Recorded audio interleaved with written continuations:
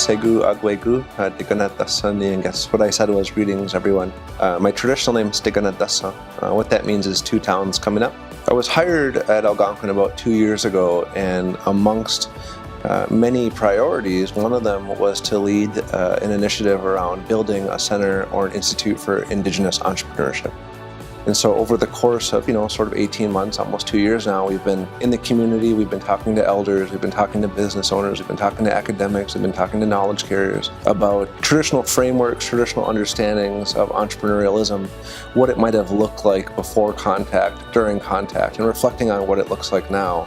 And of course, reflecting on what mainstream entrepreneurialism looks like within our modern society.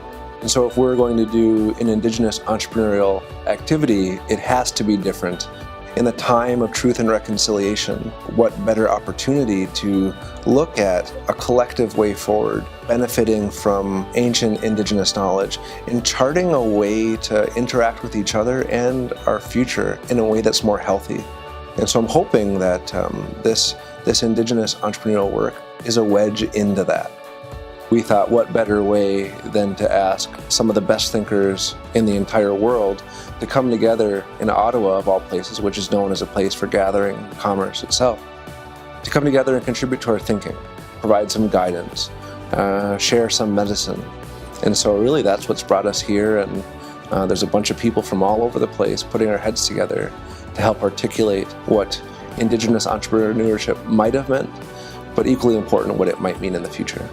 But the most important piece of this work is not around even entrepreneurialism in my mind. It's about putting a stake in the ground to say we value Indigenous knowledge, we're going to work with Indigenous knowledge, we will find the utility of Indigenous knowledge and figure out what to do with it as we move forward. I can see in the future, perhaps the conference will just be around indigenization and decolonization. And there'll be breakout sessions about marketing and business planning and, leadership and speaking, a number of things. And the future work will revolve around that. We'll take the feedback from folks and use that to generate ideas.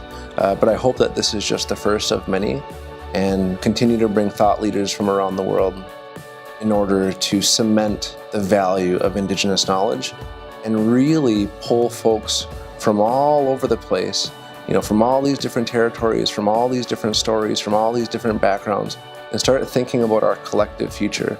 And so hopefully that'll be something that lives through all of the work in the future.